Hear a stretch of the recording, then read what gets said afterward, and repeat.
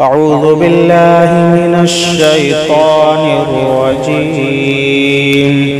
بسم الله الرحمن الرحيم.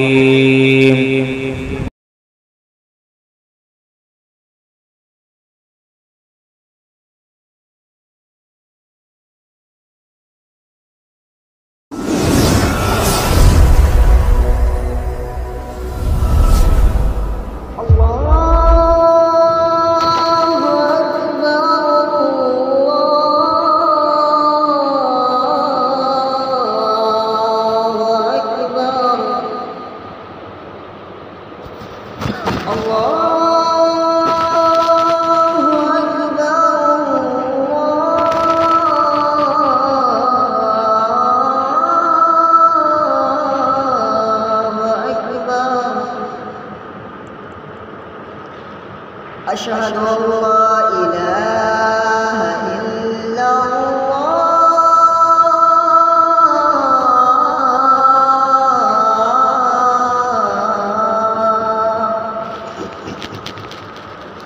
أشهد أن لا إله إلا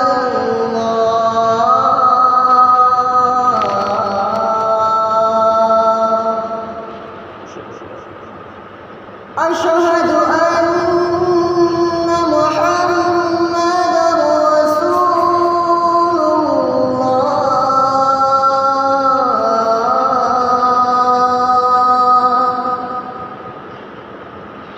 أشهد أن محمدًا رسول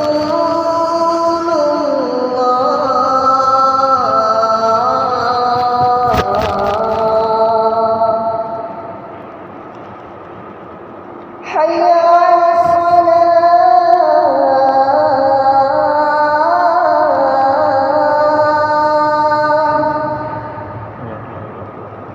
حي على الصلاة.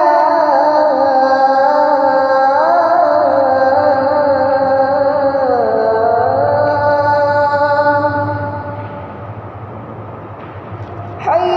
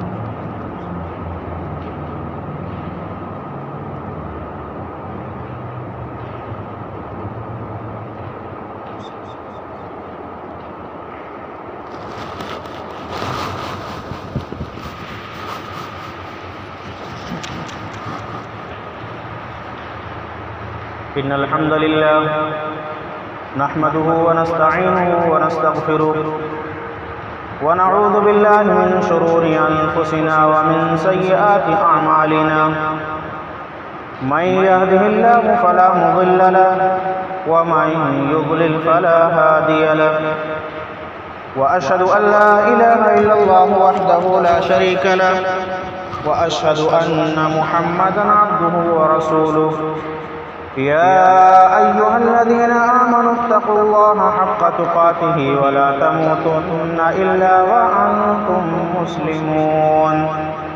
يا أيها الناس اتقوا ربكم الذي خلقكم من نفس واحدة وخلق منها زوجها وبث منهما رجالا كثيرا ونساء. واتقوا الله الذي تساءلون به والأرحام إن الله كان عليكم رقيبا.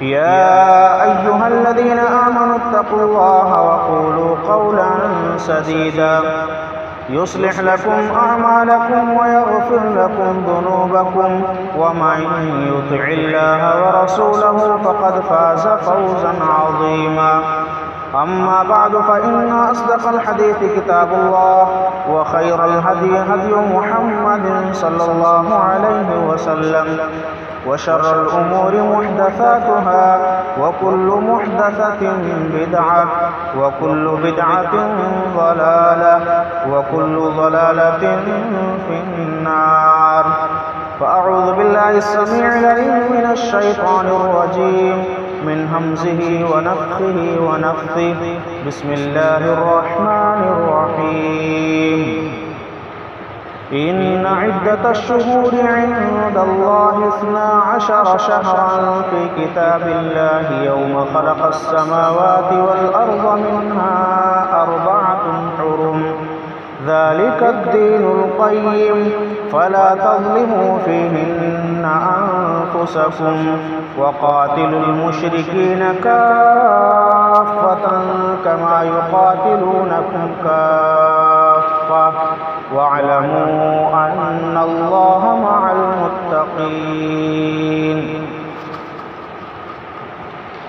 وعن أبي يعلى شداد بن أوس رضي الله تعالى عنه قال رسول الله صلى الله عليه وسلم الكيس من دان نفسه وعمل لما بعد الموت والعاجز من اتبع نفسه هواها وتمنى على الله رواه الترمذي وقال حديث حسن. تمام طرح کی حمد و ثنا عظمتوں کی بڑائی اور ہر طرح کے پاکیزہ اور بے عیب کلمات اللہ رب العزت کے لیے لائق و زیبا و سزاوار ہیں، جو بیک وقت تن تنہا پوری کائنات کا خالق و مالک بھی ہے، رازق و حاکم بھی ہے، گرچہ کی پوری کائنات اور کائنات کے اندر بکھری ہوئی ہر چھوٹی بڑی مخلوق اور ہر چھوٹی بڑی شے اسی کے قبضے قدرت میں ہے۔ اللہ کی مختصر سی حمد کے بعد درود و سلام نازل ہو تمام نبیوں پر، بالخصوص اللہ کے آخر نبی خاتم النبیین تاجدار مدینہ محمد ابن عبداللہ صلی اللہ علیہ وسلم پر۔ اللہم صلی علی محمد وعلی آل محمد کما صلیت علی ابراہیم وعلی آل ابراہیم انکا حمید مجید۔ اللہم بارک علی محمد وعلی آل محمد کما بارکت علی ابراہیم وعلی آل ابراہیم انکا حمید مجید۔ خطبہ مسنونہ کے بعد سورہ توبہ کی آیت نمبر 36 پڑھی گئی اور اس کے معنی بعد ترمذی شریف کی نبی محترم صلی اللہ علیہ وسلم کی ایک مختصر سی حدیث مبارکہ پڑھی گئی۔ قرآن مجید کی اسی سورہ توبہ کی آیت اور نبی صلی اللہ علیہ وسلم کے اس مختصر سے فرمان کی روشنی میں آج کے خطبے کا جو موضوع ہے وہ ہے نئے سال کی مبارکبادی اور ہجری سال کا استقبال۔ اللہ رب العزت سے دعا گو کہ اے بار الہ سب سے پہلے مجھے اور ہم سب کو صحیح معنوں میں سننے، سمجھنے اور عمل کرنے کی توفیق عطا فرما، آمین تقبل یا رب العالمین۔ اسلامی بھائیو، دین اسلام ایک فطری نظام زندگی کا نام ہے۔ اسلام کی تعلیمات انسانی فطرت کے عین مطابق ہونے کے ساتھ ساتھ اسلامی تعلیمات میں زمانے کی لچک اور اس کے مختلف حالات و مراحل کی رعایت بھی پائی جاتی ہے۔ آج جبکہ نیا سال شروع ہو رہا ہے، نئے سال کا جو پہلا مہینہ وہ محرم الحرام ہے، جس کی شروعات ہو چکی ہے۔ یہ وہ مہینہ ہے جس کے بارے میں نبی محترم صلی اللہ علیہ وسلم نے فرمایا شہر اللہ المحرم، یہ محرم اللہ رب العزت کا مہینہ ہے۔ یہ وہ مہینہ ہے جس کی قدر اور اس کی اہمیت کفار و مشرکین کی سمجھتے تھے، اور اس کی قدر و منزلت کو جانتے ہوئے، اس کی اہمیت کو سامنے رکھتے ہوئے قتل و خوریزی اس مہینے میں مکمل طور سے بند کر دیتے تھے۔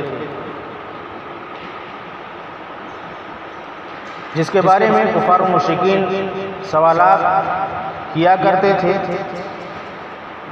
اللہ رب العزت نے ان کے سوالات کا ذکر اپنے قرآن مجید کے اندر کیا ہے۔ سورہ بقرہ میں اللہ نے ارشاد فرمایا یسألونک عن الشہر الحرام قتال فیہ، اے نبی صلی اللہ علیہ وسلم یہ کفار و مشرکین آپ سے شہر حرام جو حرمت والے مہینے ہیں اس میں قتال اور جنگ کے بابت سوال کر رہے ہیں۔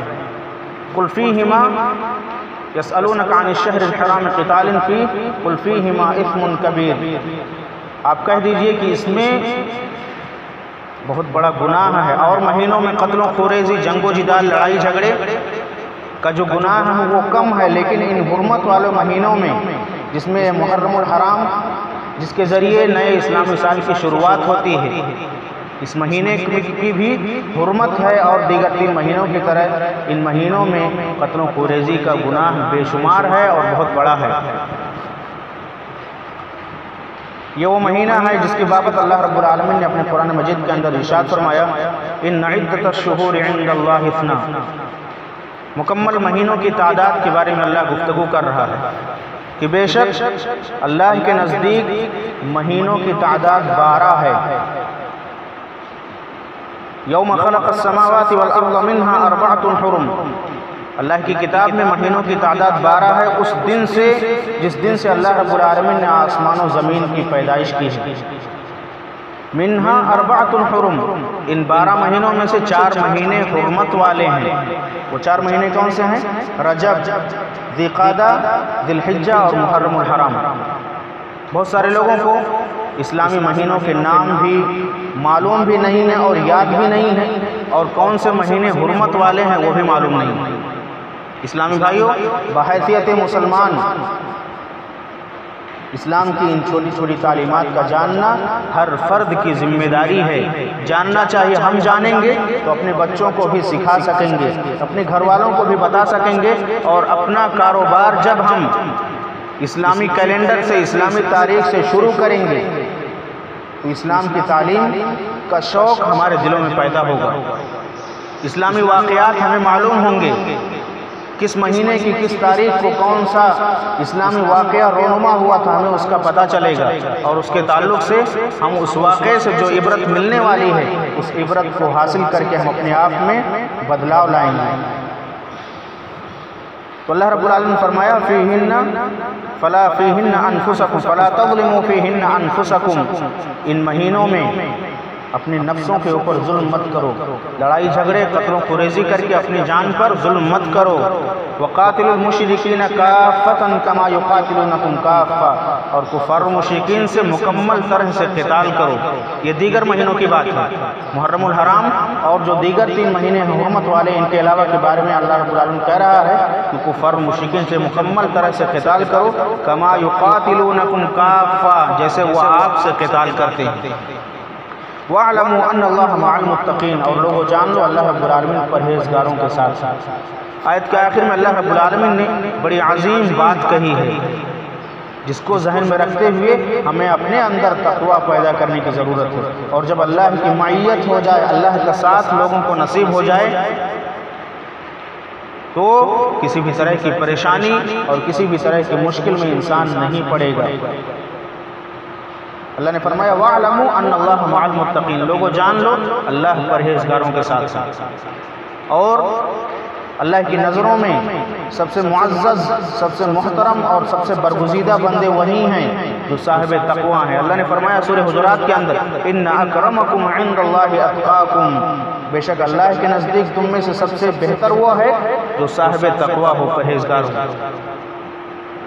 تو تقوی اللہ کی محبت بھی دلائے گا، اللہ کی قربت بھی دلائے گا، اور اللہ رب العالمین کی معیت اور اللہ کا ساتھ بھی اس تقوی کے ذریعے حاصل ہوگا۔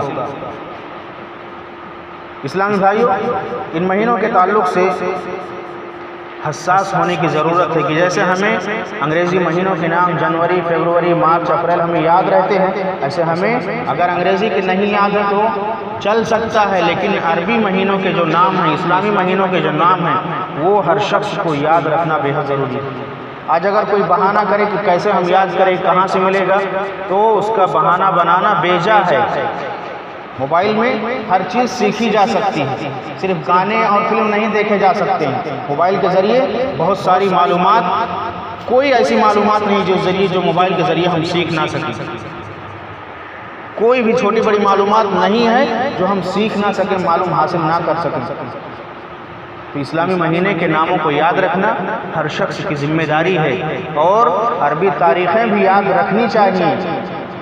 ہمارے اسلام نے جو ہمیں مہینہ دیا ہے، جو تاریخیں دی ہیں، ان تاریخوں میں جو واقعات رونما ہوئے ہیں، ان کو جاننا ہر شخص کی ذمہ داری ہے۔ اسلامی بھائیو، ابھی یہ چند ہی دن گزرے ہیں عید الاضحیٰ کے، ذی الحجہ مہینے کے، محرم سے پہلے جو اسلامی مہینے کا آخری مہینہ ہے وہ ذی الحجہ ہے۔ بہت سارے لوگ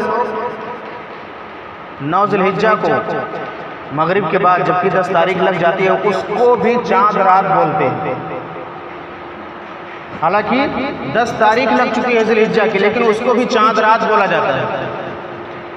جس طرح سے عید الفطر کی نماز کے لیے عید کا چاند نظر آیا اس کو چاند رات بولتے ہیں لوگ، ویسے ہی ذی الحجہ کی تاریخ کو بھی، 10 ذی الحجہ کو بھی چاند رات بولا جاتا ہے۔ یہ جہالت کی انتہا ہے۔ جس کو اسلام ملا، جس کو نبی ملا، جس کو قرآن ملا، جس کو حدیثیں ملی، وہ ذی الحجہ کی 10 تاریخ کو چاند رات بولے، بڑے ہی افسوس کی بات ہے۔ یہ صرف ہماری لاپرواہی کا نتیجہ ہے کہ ہم چھوٹی چھوٹی باتوں کو اپنے ذہنوں میں نہیں رکھتے ہیں، اور دنیا بھر کی جو خرافات، غیبت ہے، چغلی ہے، یہ ہے، وہ کیسے بڑا ہو گیا، وہ کیسے چھوٹا ہو گیا، اس کو کیسے بیماری لاحق ہوگی، یہ سب باتیں ہمارے دماغ میں بھری پڑی رہتی ہیں۔ پورا ڈسٹ بن بنا دیا ہم نے اپنے دماغ کو۔ لیکن اسلام کی چھوٹی چھوٹی باتیں معلوم نہ ہونے کی وجہ سے کب ہمیں کیا کہنا چاہیے، کس دن کو کیا کہنا چاہیے، ہمیں اس کا احساس نہیں ہوتا، اور ہم کچھ کو کچھ کر ڈالتے ہیں۔ اور ایک وقت آئے گا کہ یہی جہالت کی انتہا رہ گئی تو رات کو لوگ دن بھی کہیں گے اور دن کو رات کہنا شروع کر دیں گے۔ ہر آنے والا دن اور ہر آنے والا کل فتنوں سے بھرا ہوا ہے۔ جہالت دنیا کے اندر پھیلائی جا رہی ہے۔ یہود و نصارہ کی ایک بہت بڑی جماعت ہم اور آپ سے کہیں زیادہ قرآن و حدیث کا مطالعہ کر رہے ہیں، اپنی اصلاح کے لیے نہیں، مسلمانوں کو گمراہ کرنے کے لیے، اور وہ لوگ اپنے اس مشن میں کامیاب نظر آ رہے ہیں۔ اپنے مشن میں وہ کامیاب نظر آ رہے ہیں۔ جو بھی ایجادات ہو رہی ہیں وہ سب قرآن و حدیث سے سیکھ کر کے نئے نئے ایجادات دنیا کے اندر لا رہے ہیں، اور مسلمان ہیں جو طرح طرح کے خرافات میں پھنسا ہوا ہے۔ پھر بھائیو، یہ بڑا ہی افسوسناک معاملہ ہے، اس پر فکر مند ہونے کی ضرورت ہے، اور ہر چھوٹی بڑی غلطیاں جو ہم سے ہوتی ہیں اس کی اصلاح کی ضرورت ہے، اور اسلامی تعلیمات کو اپنی زندگی میں لانے کی، پڑھنے کی، سمجھنے کی ضرورت ہے۔ ایسی ہی صورت میں ہماری فلاح ہوگی، ہم فلاح یاب ہوں گے اور کامیاب ہوں گے، ورنہ جنت میرا خواب ہے۔ اسلام پہ تھوڑی آنچ آ جاتی ہے، ہر کوئی بوکھلا اٹھتا ہے، بھڑکیلی تحریریں لکھنا شروع کر دیتا ہے، ویڈیوز بنانا شروع کر دیتا ہے۔ یہ چند مظاہرے کے ذریعے، چند تحریروں کے ذریعے ہم اسلام کا دفاع نہیں کر سکتے ہیں۔ ہم اسلام سے محبت کرنے والے نہیں ہو سکتے ہیں۔ اسلام سے محبت کرنے والے وہ صحابہ تھے جنہوں نے اپنی جان بھی قربان کر دی تھی، کلمے کی سربلندی کے لیے ہجرت کرنا مجبور ہو گئے تھے، ہجرت کرنے پر مجبور ہو گئے تھے۔ آج نمازیں ادا کرنے کے لیے ہم اپنے گھر سے مسجدوں میں نہیں آ پاتے ہیں۔ وہ صحابہ تھے جنہوں نے اسلام کی سربلندی کے لیے، کلمے کی سربلندی کے لیے اپنے باپ کو بھی چھوڑنا گوارا کیا تھا، اپنی شریک حیات کو بھی چھوڑنا گوارا کیا تھا، اپنے بچوں کو، اپنے والدین کو بھی چھوڑنا گوارا کیا تھا۔ کیوں؟ کہ اسلام کا نام بلند ہو، اسلام دنیا کے اندر پھیلنا شروع ہو جائے۔ آج چھوٹی چھوٹی نیکیاں کرنے کے لیے ہمارے قدم نہیں اٹھتے ہیں۔ کیوں؟ اس کا سبب یہ ہے کہ ایمان بالکل ختم ہو چکا، ذرہ برابر بھی ایمان نہیں رہا۔ یہ جو جمعہ کے دن لوگوں کی چند جماعت کی شکل میں حاضری ہو جاتی ہے، یہ صرف لوگوں کے طعنوں سے بچنے کے لیے۔ یہ اتنا گیا گزرا مسلمان ہو گیا ہے کہ جمعہ کی نماز بھی نہیں پڑھتا۔ یہ صرف لوگوں کے طعنے سے بچنے کے لیے لوگ مسجدوں میں آ جاتے ہیں جمعہ کے لیے، اور وہ بھی صرف 2 رکعت پڑھے تو چل میں آیا والی نماز پڑھ کے بس ہفتے بھر کی فرصت، چھٹی ہو گئی۔ پھر بھائیو، اسلام ہمیں یہ نہیں سکھاتا۔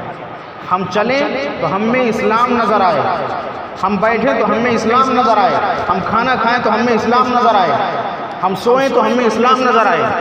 یہ کب ہوگا؟ جب اسلام کو پڑھا جائے گا، عمل کیا جائے گا، لمبی لمبی اونچی اونچی باتیں کرنے سے، فیکم فاق کرنے سے اسلام ہم نہیں سیکھ سکتے ہیں۔ اور بھائیو بہت ساری کمیاں ہیں، کن کن کمیوں کو بیان کیا جائے؟ پورا بدن زخمی ہے، کس زخم کو کریدا جائے؟ فکر کرنے کی ضرورت ہے۔ صرف مسلمان کہہ لینے سے، مسلمان کا نام رکھ لینے سے کوئی مسلمان نہیں ہو جاتا۔ ہم اور آپ سے کہیں زیادہ غیر مسلم ایسے ہیں جن کے اندر ایمان نہیں ہے لیکن بے شمار نیک کام کر رہے ہیں، لیکن ہم مسلمان ہو کر کے ہم سے نیکیاں نہیں ہو رہی، کتنی محرومی کی بات، ہم سے عبادتیں نہیں ہو رہی، کتنی محرومی کی بات۔ وہ ایک غیر مسلم ہے جو صبح میں اٹھتا ہے، اگر بتی موم بتی جلا کر کے سورج کے سامنے اپنے ہاتھوں کو جوڑتا ہے، اس کا عقیدہ غلط ہے، لیکن اپنے بھگوان پہ اس کو بھروسہ ہے۔ وہ سب کو اللہ نے کہا وَلَئِن سَأَلْتَهُم مَّنْ خَلَقَ السَّمَاوَاتِ وَالْأَرْضَ لَيَقُولُنَّ اللَّهُ کہ نبی صلی اللہ علیہ وسلم ان کفار مشرکین سے اگر آپ سوال کریں کہ آسمان و زمین کا خالق کون ہے تو یہ ضرور کہیں گے کہ اللہ تعالیٰ ہے۔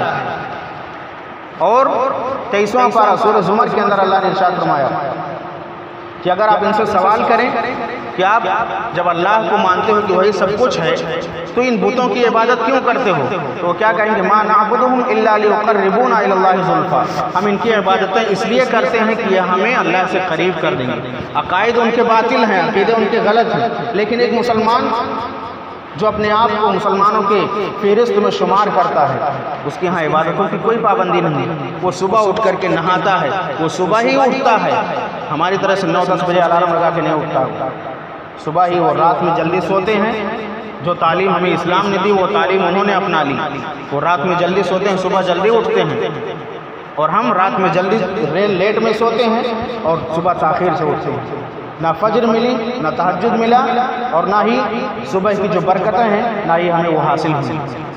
تو میرے بھائیوں بہت ساری کمیاں ہیں، ان کمیوں کو خود انسان کو اپنے اندر تلاشنے کی ضرورت ہے۔ آج جو رخ لوگوں نے اپنا لیا ہے، اپنی کمیوں پر پردہ ڈال کر کے دوسروں کی کمیاں ہی نظر آتی ہیں۔ بڑے ہی افسوس کی بات ہے، سامنے والے کی ایک کمی، ایک خرابی ہمیں دشمنی پر اور رشتہ ناتا توڑنے پر مجبور کر دیتی ہے۔ ہمارے اندر ہزاروں کمیاں ہیں، کوئی نہیں کہہ سکتا کہ ہم دودھ سے دھلے ہوئے ہیں، ہزاروں کمیاں ہمارے اندر ہیں، لیکن ہم اپنے آپ سے بے شمار پیار کرتے ہیں، اپنے آپ سے بے شمار محبت کرتے ہیں۔ سامنے والے سے ایک غلطی کا ہو جانا نفرت پہ ہمیں مجبور کیوں کر دیتا ہے؟ بھائیوں سوچنے کی ضرورت ہے۔ اور ایسے ایسے حالات مسلمانوں کے آ چکے ہیں، بہت سارے لوگ جانتے ہوں گے جو نیوز چینل وغیرہ دیکھتے ہیں، KBC دیکھتے ہیں، کون بنے گا کروڑ پتی۔ ابھی چند دنوں کی ویڈیو آئی تھی، وہ امیتابھ بچن بیٹھا ہوا ہے کرسی پر، سامنے ایک مسلمان بیٹھا ہے، اس مسلم آدمی سے پوچھتا ہے کہ میں ایک سوال کر رہا ہوں، چند پیغمبروں 4 پیغمبروں کے نام بتلائے اس نے، محمد، ابراہیم، موسیٰ، عیسیٰ اور نوح۔ محمد، ابراہیم، موسیٰ، عیسیٰ، اس طرح کے 4 پیغمبروں کا نام لیا تھا اس نے۔ وہ آپشن بھی رکھتا ہے، بہت سارے لوگوں کو معلوم ہوگا کہ آپشن کا ہمارا سوال کیسے ہوتا ہے اور KBC میں سوالات کیسے کیے جاتے ہیں۔ 4 پیغمبروں کا نام لیا اس نے اور کہا کہ بھائی بتائیے کہ ان میں سے پیغمبر کون نہیں ہے۔ وہ سوچ میں پڑا ہوا مسلمان ہے اپنے آپ کو، جو مسلمانوں میں شمار کرتا ہے، پوچھ رہا ہے کہ ان میں سے بتائیے پیغمبر کون نہیں ہے، اور اس کو مدد بھی لینی پڑی۔ بعد میں آپشن جو اس نے دیا کہ موسیٰ علیہ السلام پیغمبر نہیں ہیں۔ بھائیو یہ مسلمان کی تعلیم ہے، چھوٹے چھوٹے بچے جانتے ہیں جن کو اسلامی تعلیمات دی جا رہی ہیں مکتب کے اندر، مدرسوں کے اندر، مسجدوں کے اندر، وہ بھی جانتے ہیں کہ موسیٰ علیہ السلام پیغمبر ہیں۔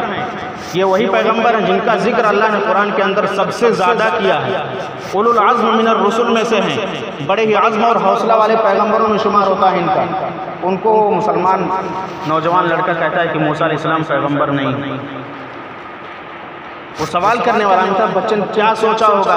ہم تو بہرحال غلط جواب دیکھ کے چلے آئے، منہ لٹکائے ہوئے چلے آئے، لیکن اس سے ہندوؤں کو کیا سیکھ مل رہی ہے کہ ایک مسلمان یہاں پر آ کر کے لوگوں کے مجمع میں، جس کو پوری دنیا کے لوگ دیکھ رہے ہیں، بے شمار لوگ دیکھ رہے ہیں، وہاں پہ آ کر کے اپنے پیغمبروں کا نام نہیں جانتا ہے، کس کو پیغمبر کہنا ہے، کس کو پیغمبر نہیں کہنا ہے، کس طرح سے یہ جواب دے کر کے ضرورت یہاں کیا سوچ جاتی ہوگی، کیا میسج جاتا ہوگا؟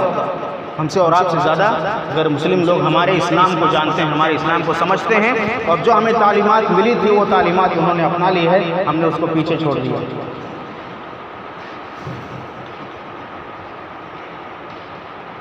ایسے ہی یہود و نصارہ ہمیں گمراہ کرنے پر تلے ہوئے ہیں۔ میرے بھائیوں، اپنے ایمان کو اس فتنے کے دور میں، ہر آنے والے کل میں جس میں فتنے بے شمار پائے جا رہے ہیں، اس فتنے کے دور میں اپنے ایمان کو بچانا، اپنے اسلام کو بچانا ہر شخص کی ذمہ داری ہے۔ کہیں نہ کہیں سے ہم فتنے میں مبتلا ہو جائیں گے، اور ہر فتنہ اتنا خطرناک ہوگا کہ ہم اس سے بچنا بھی چاہیں تو ہم بچ نہیں پائیں گے، اس کے لپیٹ میں ہم آ جائیں گے۔ اور یہ کب بچ پائیں گے؟ ہم اپنے ایمان کا جب ہم جائزہ لیں گے، اپنے تعلیمات کو ہم اپنے سامنے رکھیں گے، اسلام کو ہم سامنے رکھیں گے، تو ہی ہم فتنوں سے بچ سکتے ہیں، ورنہ فتنے ہمیں چھوڑیں گے نہیں، اپنے اندر لپیٹ ہی لیں گے ہم۔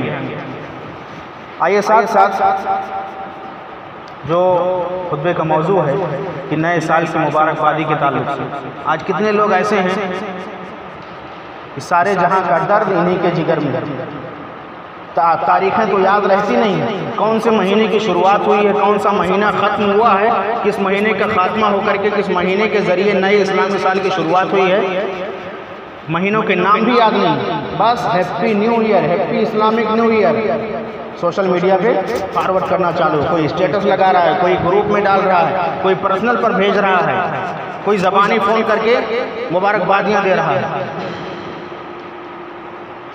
بھائیو، ایسے ہی اسلام ہمیں تعلیم نہیں دیتا، ہر چیز کو کرنے سے پہلے، عمل کے کرنے سے پہلے اللہ نے علم حاصل کرنے کی تعلیم دی۔ اقرا کا لفظ اللہ نے کیا، اقرا بسم ربک الذی خلق، پڑھیے، عمل سے پہلے پڑھیے۔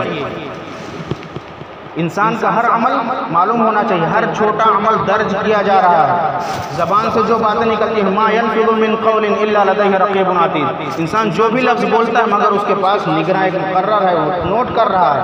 وَإِنَّ عَلَيْكُمْ لَحَافِظِينَ كِرَامًا كَاتِبِينَ، تمہارے پاس محافظ موجود ہیں، کرامن کاتبین، بڑے ہی معزز ہیں اور لکھنے والے ہیں۔ ہر چھوٹا بڑا عمل ہماری زبان سے نکلا ہوا، ہمارے اعضاء و جوارح سے کیا ہوا نوٹ کیا جا رہا ہے، درج کیا جا رہا ہے۔ کہیں اس میسج کے ذریعے جو ہم مبارکبادیاں دے رہے ہیں نئے اسلامی سال کی، یا جو انگریزی کے مہینے ہیں جنوری فیبروری کی، کہیں ان کے ذریعے ہم گنہگار تو نہیں ہو رہے ہیں؟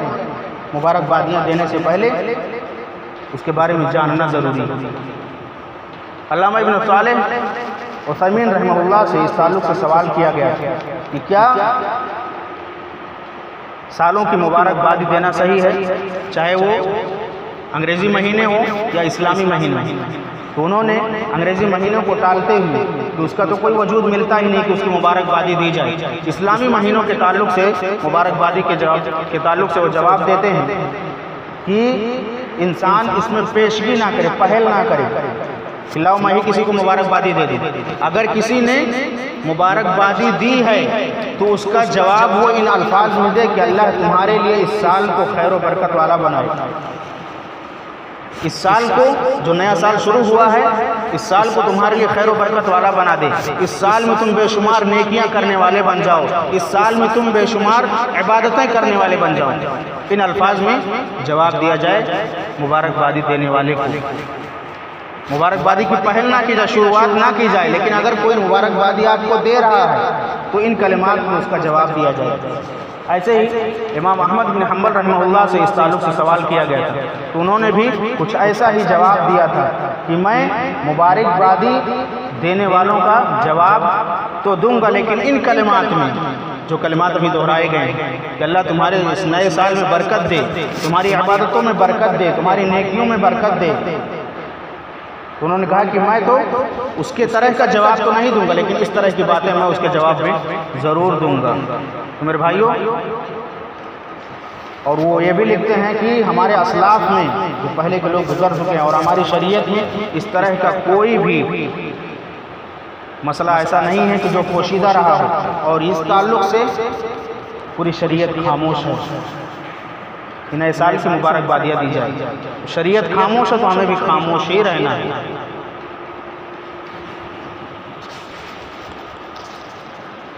ساتھ ہی ساتھ نئے ہجری سال کے آغاز سے ہمارے ذہن میں ہجرت نبوی کی یاد تازہ ہو جاتی ہے۔ یہ ہجرت کفر سے اسلام کی طرف تھی، یہ ہجرت اسلام کی سربلندی اور اعلاء کلمت اللہ کے لیے تھی۔ میرے بھائیوں، قربان جائیے ان نفوس قدسیہ پر جنہوں نے اسلام کی حفاظت اور کلمت اللہ کی سرفرازی اور کامیابی کے لیے اپنا تن، اپنا من، اپنا دھن سب کچھ کی بازی لگا دی تھی۔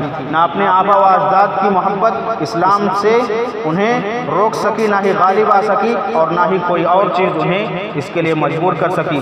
بس اللہ اور اس کے رسول صلی اللہ علیہ وسلم کی محبت سے سرشار ہو کر کے اسلام کی سربلندی کے لیے سب کچھ چھوڑ کر ایک آواز محمدی صلی اللہ علیہ وسلم پر لبیک کہتے ہوئے مکہ المکرمہ، جہاں پر مسلمانوں کو رہنا دو بھر کر دیا گیا تھا، طرح طرح سے اذیتیں اور تکلیفیں پہنچائی جا رہی تھیں، ایک آواز محمدی صلی اللہ علیہ وسلم پر کہ اب ہم ہجرت کریں گے۔ ہجرت کرنے پہ جنہوں نے بھی اسلام قبول کیا تھا سب کے سب تیار ہو کر کے ہجرت کے لیے آمادہ اور تیار ہو گئے، اور مدینہ طیبہ سفر ہجرت کے لیے تیار ہوئے۔ جب مہاجرین کا قافلہ مدینہ طیبہ پہنچتا ہے،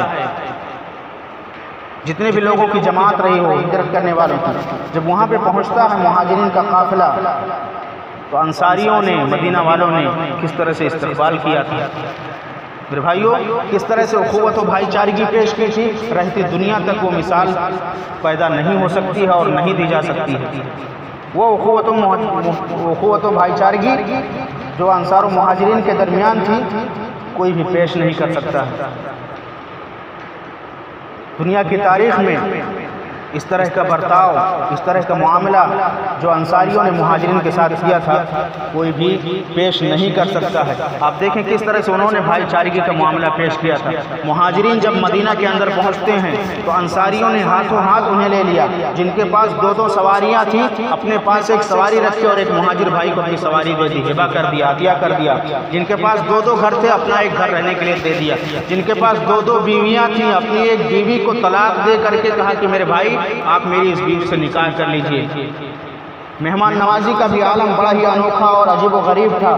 نبی محترم صلی اللہ علیہ وسلم کے پاس ایک مہمان آ کر کہتے ہیں اللہ کے نبی آج میں آپ کے یہاں مہمان بنوں گا، آپ میری ضیافت کریے۔ اللہ کے نبی صلی اللہ علیہ وسلم نے کسی صحابی کو اپنے بیویوں کے یہاں بھیجا کہ کھانے کے لیے کوئی کچھ ہو کسی کے یہاں تو چلیے وہاں پہ اس مہمان کی مہمان نوازی آج کی جائے گی۔ کسی کے یہاں کچھ بھی نہیں تھا، غربت کا یہ حال تھا کہ دو دو مہینے تک گھروں کے اندر چولہے نہیں جلتے تھے۔ وہ آدمی واپس آیا اور کہا اللہ کے نبی کسی کے یہاں کچھ بھی نہیں ہے۔ کہتے ابو طلحہ رضی اللہ تعالیٰ عنہ کے انصاری صحابی مدینہ کے ہیں، وہ دیکھتے ہیں اور نبی صلی اللہ علیہ وسلم سے کہتے ہیں کہ اللہ کے نبی آپ کا مہمان آج میرا مہمان ہوگا۔ لے کر کے جاتے ہیں، گھر میں پوچھتے ہیں کہ کیا کھانے پینے کے لیے کوئی چیز ہے؟ بیوی کہتی ہیں روٹیوں کے چند ٹکڑے ہیں جو بچوں کے لیے صرف کافی ہوں گے۔ کہتے ہیں کہ آج بچوں کو کچھ بھی کھلا پلا کر کے بہلا پھسلا کے سلا دو، آج نبی کا مہمان ہمارے گھر پہ آ رہا ہے۔ لے کر کے جاتے ہیں اور یہ بھی تلقین کر دیتے ہیں کہ جب ہم کھانا کھانے لگیں گے ہمارے سامنے بھی تھالی ہوگی اور تمہارے سامنے بھی تھالی ہوگی اور مہمان کے سامنے بھی ہوگی، لیکن ہماری تھالی اور تمہاری تھالی خالی ہوگی، مہمان کی تھالی میں جو بھی کھانے کے لیے گھر میں ہے وہ تم پروس دینا، رکھ دینا، اور جو چراغ جل رہا ہوگا اس کو ایسے بھی کر کے تم اسے بجھا دینا تاکہ انہیں احساس نہ ہو کہ ہم نہیں کھا رہے ہیں۔ میرے بھائیو، یہ مہمان نوازی کا معاملہ اللہ رب العالمین کو اتنا پسند آیا کہ اللہ رب العالمین 28واں پارہ سورہ حشر کے اندر 12ویں آیت میں 12ویں یا 9ویں آیت میں اللہ نے اس کا نقشہ کھینچا ہے۔ یؤثرون علی انفسہم ولو کان بہم خصاصہ ومن یوق شح نفسہ فاولئک هم المفلحون۔ یہ مدینہ کے انصار ایسے ہیں جو اپنی ضرورتوں کو پیچھے رکھ کر کے اپنے مہاجر بھائی کی ضرورتوں کو سامنے رکھتے ہیں، ان کی پوری کرتے ہیں۔ پھر بھائیو، یہ تھا مسلمان کا معاملہ آپس میں ساتھ کیسے کیا جاتا ہے۔ ہجرت کے بعد جہاں جانے کے بعد بڑی پریشانیاں اٹھانی پڑتی ہیں۔ ایک انسان اپنے گھر سے ہجرت کر کے ممبئی کا سفر کرتا ہے، وہ روزی کمانے کے لیے کتنی پریشانیاں، کھانا بنانا ہے، کپڑے دھلنا ہے، کہاں سونا ہے، کب اٹھنا ہے، کب جاگنا ہے، کب ڈیوٹی پہ جانا ہے، بڑی پریشانیاں ہوتی ہیں۔ وہ انصار لوگ تھے، مدینہ کے والے تھے، جو مکہ سے ہجرت کرنے والے لوگوں کے ساتھ کتنا اچھا معاملہ کیے، اتنا اچھا برتاؤ کیے کہ انہیں کسی بھی طرح کا دکھ نہیں ہوا، کسی بھی طرح کی کمی کا احساس نہیں ہوا، کسی بھی طرح کے اپنے پن کی کمی محسوس نہیں ہوئی۔ اور ہمارا اسلام ہم سب کو یہی تعلیم دیتا ہے۔ اللہ کے نبی صلی اللہ علیہ وسلم ارشاد فرماتے ہیں مثل المؤمنین فی توادهم وتراحمهم مثل الجسد الواحد اذا اشتكى منه عضو تداعى له سائر الجسد بالسهر والحمى، رواه مسلم۔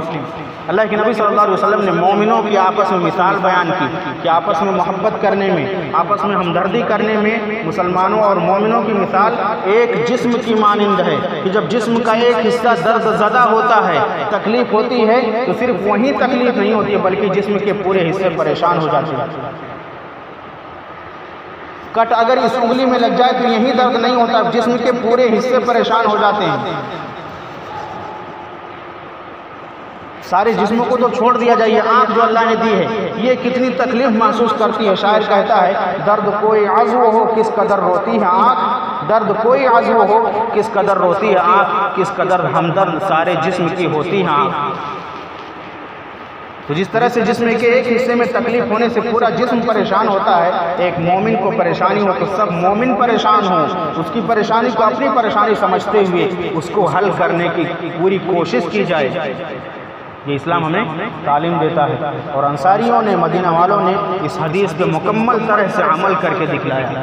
آج میرے بھائیوں یہی صورتحال اس حدیث کے عین مطابق اگر ہمارا عمل ہو جائے تو آج کوئی بھی مسلمان کمزور نظر نہیں آئے گا، آج کوئی بھی مسلمان بھوکا نظر نہیں آئے گا، کوئی بھی مسلمان پیاسا نظر نہیں آئے گا، کوئی بھی مسلمان پریشانی میں مبتلا نظر نہیں آئے گا اگر ہر کوئی یہی سوچے۔ آج تو یہ کہہ کے ٹال دیا جاتا ہے وہ صحابہ کا ایمان تھا۔ اللہ نے کیا کہا فَإِنْ آمَنُوا بِمِثْلِ مَا آمَنْتُمْ بِهِ، اگر صحابہ کے طرز پہ تمہارا ایمان ہوگا تو ہی کامیاب و کامرا ہوگا اور ہدایت یافتہ ہوگا۔ تو یہ کہہ کر کے نہ ٹالا جائے کہ وہ تو صحابہ کا ایمان تھا، وہ کئی دن بھوکے رہ جاتے تھے، ہمارا ایمان تو اتنا مضبوط نہیں۔ ارے وہی ایمان مضبوط کیا جائے گا اور وہی صحابہ جیسا ایمان لایا جائے گا تو ہی کامیابی ممکن ہے، ورنہ ناممکن ہے، اور ناممکن کو کوئی بھی ممکن نہیں بنا سکتا سوائے اللہ رب العالمین۔ اللہ سے دعائیں کی جائے اپنے ایمان کی حفاظت کے لیے، اپنے ایمان کی مضبوطی کے لیے، اور ان اسباب اور عوامل کو اختیار کیا جائے جن کے ذریعے ایمانوں میں پختگی آتی ہے، تو مکمل طرح سے ہمارا ایمان مضبوط ہوگا، ورنہ سوچنے سے اور خیال کرنے سے ایمان میں مضبوطی اور پختگی نہیں آ سکتی۔ اللہ کے نبی صلی اللہ علیہ وسلم نے ایک دوسری حدیث کے اندر ارشاد فرمایا المؤمن للمؤمن کالبنیان یشد بعضہ بعضا، ایک مومن دوسرے مومن کے لیے عمارت کی مانند ہے۔ جس طرح سے ایک اینٹا دوسرے اینٹ کو مضبوطی دیتا ہے، اس کے بعد دیوار جا کے کھڑی ہوتی ہے، ایسے ایک مومن دوسرے مومن کے لیے جب سہارا ہوگا تو مومنوں کے یہاں مضبوطی آئے گی اور ان کا غلبہ ہوگا۔ اور کب یہ غلبہ ہوگا؟ جب اپنے ایمان کی مضبوطی کرنے کے ساتھ ساتھ اس طرح سے ہم دوسروں کا خیال کرنے والے ہو جائیں گے تو ہمارا ہی غلبہ ہوگا۔ اللہ نے کیا کہا سورہ آل عمران کے اندر وَلَا تَهِنُوا وَلَا تَحْزَنُوا وَأَنْتُمُ الْأَعْلَوْنَ إِن كُنتُم مُؤْمِنِينَ، کہ لوگوں غمگین مت ہو، افسردہ مت ہو، تمہارا ہی غلبہ رہے گا اگر تم ایمان پر قائم رہے۔ آج ایمان نہیں رہا اور ہم مغلوب ہو گئے، پوری دنیا ہمارے اوپر غالب ہے، ہندوؤں کی حکومت ہمیں ہر طرح سے پریشان کر رہی ہے، کہیں NRC کے ذریعے، کہیں اور بھی جو قوانین نافذ کیے گئے یا دیگر مظالم کے ذریعے ہمیں پریشان کیا جا رہا ہے۔ ایمان مضبوط ہو جائے انشاءاللہ سب مضبوط ہوگا۔ وہ ایمان مضبوط ہو گیا تو ہماری نماز بھی انشاءاللہ ہونے لگے گی، اور بھی نیکیاں ہم کرنے کے لیے عادی ہو جائیں گے، ایک دوسرے کے حقوق کے پہچاننے والے ہو جائیں گے۔ لیکن ایمان نہیں ہوگا، دل اگر ایمان کی روشنی سے خالی ہے سب کچھ اندھیرا ہی اندھیرا ہے۔ دل میں ایمان کو راسخ کرنے کی، پیدا کرنے کی اور اس کی مضبوطی کی اللہ سے دعا کرنے کی ضرورت ہے۔ اللہ ہم سب کے ایمان کو پختہ کر دے اور ہمارے ایمان میں اضافہ کرے۔ پھر بھائیو نیکیاں کرنے سے ایمان میں اضافہ ہوتا ہے، برائیاں کرنے سے ایمان میں کمی آتی ہے۔ وَإِذَا تُلِيَتْ عَلَيْهِمْ آيَاتُهُ زَادَتْهُمْ إِيمَانًا، اللہ کی آیتوں کی تلاوت جب صحابہ کے سامنے کی جاتی تھی تو ان کے ایمان میں پختگی اور مضبوطی آتی تھی۔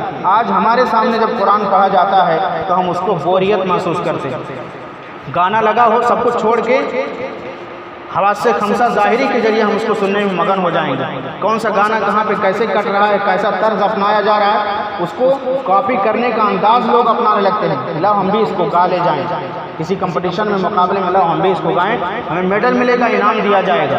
پھر بھائیو قرآن پڑھا جاتا ہے تو ہم بور ہو جاتے ہیں۔ ابھی یہ خطبہ تھوڑا سا طویل ہو رہا ہے نا، لوگوں کو بوریت ہو رہی ہوگی کہ ابھی ہمارا کسی کو ہم ٹائم دے کر کے آئے ہیں، کسی کو بھوک لگی ہے، کسی کو پیاس لگی ہے، کسی کو کہیں جانا ہے، وہ سب دماغ میں چل رہا ہوگا، لیکن یہ خطبہ اور یہ واعظ و نصیحت لوگوں کو تکلیف میں مبتلا کر دیتی ہے، کان یہ سننا نہیں چاہتا ہے اسلام کی باتوں کو۔ صحابہ کا معاملہ تھا وَإِذَا تُلِيَتْ عَلَيْهِمْ آيَاتُهُ زَادَتْهُمْ ایمانا، جب ان کے سامنے تلاوتیں ہوتی تھیں ان کے ایمان میں زیادتی ہوتی۔ آج ہمیں کمی دکھائی نظر آ رہی ہے۔ واعظ و نصیحت ہوتا تھا، صحابہ کی آنکھیں بہہ پڑتی تھیں، رونے لگتی تھیں۔ آج انسان کا دل پتھر ہو گیا۔ ثُمَّ قَسَتْ قُلُوبُكُم مِّن بَعْدِ ذَلِكَ فَهِيَ كَالْحِجَارَةِ أَوْ أَشَدُّ قَسْوَةً، اللہ فرماتا تمہارے دل اتنے سخت ہو گئے کہ پتھر سے بھی زیادہ سخت ہو گئے۔ بعض پتھر ایسے ہیں کہ جن سے اللہ کے خوف کی وجہ سے پانی بہہ پڑتا ہے، بعض پتھر اللہ کے خوف کی وجہ سے گر جاتے ہیں، لیکن انسان کا دل ان پتھروں سے بھی زیادہ سخت ہو گیا۔ پتھر میں تو سختی پائی ہی جاتی ہے پہلے سے ہی، لیکن انسان کا دل جو کہ خون کا ایک لوتھڑا ہے اس میں سختی آ جائے یہ بڑی عجیب بات ہے۔ اللہ کے نبی نے فرمایا تھا کہ اس دل کی اگر اصلاح ہو جائے تو پورا جسم صحیح ہو جائے گا، اور اگر اسی میں فساد آ جائے، اسی میں بگاڑ آ جائے تو پورا جسم بگڑ جائے گا اور بگاڑ کا شکار ہو جائے گا۔ تو میرے بھائیو، اسلام نے تعلیم دی ہے آپس میں ایک دوسرے کے ساتھ قوت و بھائی چارگی کی، وہ اپنانے کی ضرورت ہے۔ ایسی ہی صورت میں ہم ایک دوسرے کے دکھ درد میں شامل ہونے والے ہوں گے، ایک دوسرے کی پریشانی کو اپنی پریشانی سمجھ کر کے اس کو حل کرنے والے ہوں گے۔ ایسی صورت کو اگر اپنایا جائے گا اور اسلامی تعلیمات، احادیث اور قرآن پہ عمل ہوگا تو انشاءاللہ ایک خوشگوار معاشرہ ہوگا۔ ہر کوئی خوشی خوشی دکھتا ہوا نظر آئے گا، کوئی کسی کی تکلیف کو دیکھ کر کے ہنسے گا نہیں۔ آج تو مسلمان ایک دوسرے کی تکلیفوں کو دیکھ کر کے مزے محسوس کر رہا ہے، ارے اچھا ہوا وہ میرے ساتھ ایسا کیا تھا، اس کے ساتھ ایسا ہو گیا۔ پھر بھائیو، جو جس کے ساتھ جو کیا ہے اس کا بدلہ وہ بھگتے گا، لا علم میں کیا ہو یا جان بوجھ کر کے کیا ہو۔ اللہ کے یہاں انصاف ہے، فَمَن يَعْمَلْ مِثْقَالَ ذَرَّةٍ خَيْرًا يَرَهُ وَمَن يَعْمَلْ مِثْقَالَ ذَرَّةٍ شَرًّا يَرَهُ، جو نیکی کرے گا ذرہ برابر نیکی کرے گا اس کو اپنے سامنے دیکھے گا، جو برائی کرے گا اس کو اپنے سامنے قیامت کے دن دیکھے گا۔ تو یہ سوچ کر کے ہم نظر انداز نہ کریں کہ وہ ہمارے ساتھ برا کر رہا ہے تو ہم بھی لاؤ برا کریں۔ وَلَا تَسْتَوِي الْحَسَنَةُ وَلَا السَّيِّئَةُ ادْفَعْ بِالَّتِي هِيَ أَحْسَنُ فَإِذَا الَّذِي بَيْنَكَ وَبَيْنَهُ عَدَاوَةٌ كَأَنَّهُ وَلِيٌّ حَمِيمٌ۔ نیکی اور بدی، نیکی اور برائی برابر نہیں ہو سکتے۔ برائی کا دفاع نیکی سے کرو، وہ انسان جو تمہارا جانی دشمن ہے وہ تمہارا سچا دوست بن جائے گا۔ اسلام ہمیں یہ تعلیم دیتا ہے۔ اگر یہ سوچ لے کر کے ہم چلیں گے اور زندگی گزاریں گے کہ وہ نہیں کر رہا تو ہم کیوں کریں، وہ رشتہ ناتا نہیں جوڑ رہا تو ہم کیوں جوڑیں، تو ہم اکیلے رہ جائیں گے اور ایسے ہمیں تباہ کر دیا جائے گا کہ ہمارا نام و نشان دنیا میں باقی نہیں رہے گا۔ بھائیو، وقت کافی ہو رہا ہے۔ نئی اسلامی تعلق سے، نئی اسلامی سال کے تعلق سے بہت ساری باتیں انشاءاللہ آئندہ خطبے میں وہ آئیں گی کہ اس نئے سال میں ہمیں کیا کرنا چاہیے، گیا سال ہمیں کیا سکھایا، ہم نے کیا کمایا کیا کھویا، اس کے تعلق سے بھی باتیں ہوں گی، اور اس نئے سال میں ہمیں کیا کرنا چاہیے، کن چیزوں کو چھوڑنا چاہیے، کن چیزوں کو کرنا چاہیے، انشاءاللہ آئندہ خطبے میں وہ باتیں آئیں گی۔ اللہ رب العالمین سے دعا ہے کہ بار الہ ہم سب کو اسلام سے محبت کرنے والا بنا دے۔ اے بار الہ ہمارے دلوں کے اندر اسلامی تعلیمات کی محبت پیدا کر دے۔ اے بار الہ ہمارے دلوں کے اندر اپنا ڈر رچا اور بسا دے۔ اے بار الہ ہمارے دلوں کے اندر اپنی محبت، اپنی اسلام کی سب سے پیارے مذہب کی اور اس پیارے مذہب کو لانے والے جناب محمد رسول اللہ صلی اللہ علیہ وسلم کی محبت ہمارے دلوں میں پیدا کر دے۔ اے بار الہ ہمیں اسلام پڑھنے والا بنا دے۔ اے بار الہ ہم بہت لاپرواہ ہیں، ہم بہت گئے گزرے ہیں، اے اللہ ہمیں اس کا احساس ہمارے دلوں کے اندر پیدا کر دے۔ اے اللہ ہم بہت گمراہی کی طرف جا چکے ہیں، عبادتیں ہم سے اب تک بے شمار چھوٹ چکی ہیں، نیکیاں ہم نے بے شمار چھوڑ ڈالی ہیں۔ اے بار الہ آئندہ سے ہمیں توبہ کرنے والا اور ہر چھوٹی بڑی نیکی کو کرنے والا بنا دے۔ آمین تقبل یا رب العالمین، وآخر دعوانا الحمد للہ رب العالمین۔ اقول قولی ھذا واستغفر اللہ لی ولکم ولسائر المسلمین من کل ذنب فاستغفروہ انہ هو الغفور الرحیم۔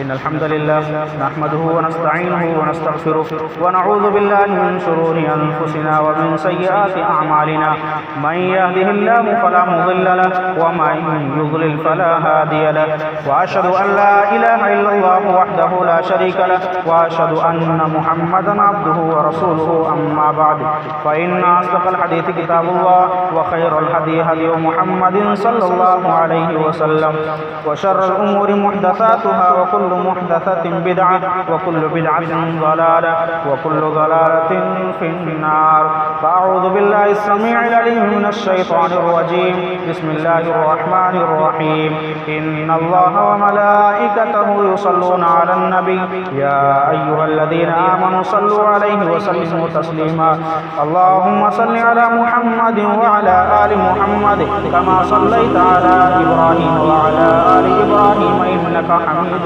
مجيد اللهم بارك على محمد وعلى آل محمد كما باركت على إبراهيم وعلى آل إبراهيم إنك حميد مجيد